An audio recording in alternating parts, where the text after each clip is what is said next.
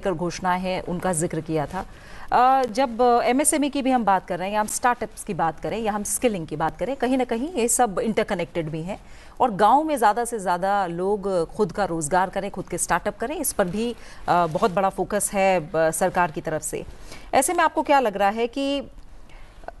एक तरफ जनजातीय समुदाय का भी ख्याल रखना, एक तरफ दलित आदिवासियों की बात करना, महिलाओं की बात करना, युवाओं की बात करना, स्किलिंग की बात करना, अपने आप में कहीं ना कहीं ये इंक्लूसिव आप एक्शन कहीं ना कहीं समझ रहे हैं क्या? और एमएसएमई को जिस पुश की जरूरत है उसके लिए आप कितना बड़ा कदम आज बजट में मान रहे हैं? देखिए, बिना विमेन एम्पावरमेंट के तो इंक्लूसिव डेवलपमेंट पॉसिबल नहीं है। 50% of the population is women, so if you are not giving sufficient importance to the women's section, then it is not possible for the inclusive development. तो जो एक हम समावेशी विकास की बात करते हैं उसके ये सब अंग माने जाते हैं, चाहे वो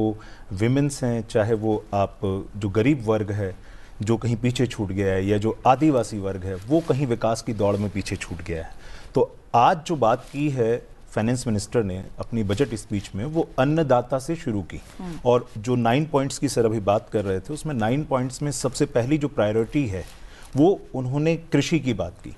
कि जो प्रोडक्टिविटी है एग्रीकल्चर सेक्टर में, वो जो रेजिलियंस है उसको कैसे हम बना के रखेंगे और कैसे हम उसमें प्रोडक्टिविटी को इंक्रीज करेंगे। और वहाँ से होते हुए वो यूथ से लेकर के, और फिर उन्होंने विमेन एम्पावरमेंट की बात की, और उसके बाद वो सारा जो सेक्टर्स हैं इंफ्रास्ट्रक्चर डेवलपमेंट के, उन सब के थ्रू उन्होंने बताया कि हम किसी भी क्षेत्र को पीछे नहीं छोड़ने वाले हैं। यानी जो बैलेंस डेवलपमेंट है, चाहे वो रीजनल बैलेंसेस हों, कि चाहे वो एक क्षेत्र जो हमने बात की है बिहार से लेकर के झारखंड और फिर वेस्ट बंगाल तक हम गए हैं। और अभी जो फाइनेंस मिनिस्टर एक क्वेश्चन का आंसर देते हुए कह रही थी कि हमने जो स्कीम्स अनाउंस की हैं वो सभी स्टेट्स के लिए हैं। हाँ, कुछ स्टेट्स ने उन स्कीम्स को डिनाई कर दिया है, और वो शायद जिसका नाम नहीं ले पाई, वो बहुत इंपॉर्टेंट स्कीम जो पीएमजे स्कीम है, आयुष्मान भारत स्कीम, जिसको कि केवल पूरे देश के अंदर सिर्फ 4 राज्यों ने ही डिनाई किया उसको एक्सेप्ट करने से, जो एक बड़ी स्वास्थ्य बीमा योजना है जिसका लाभ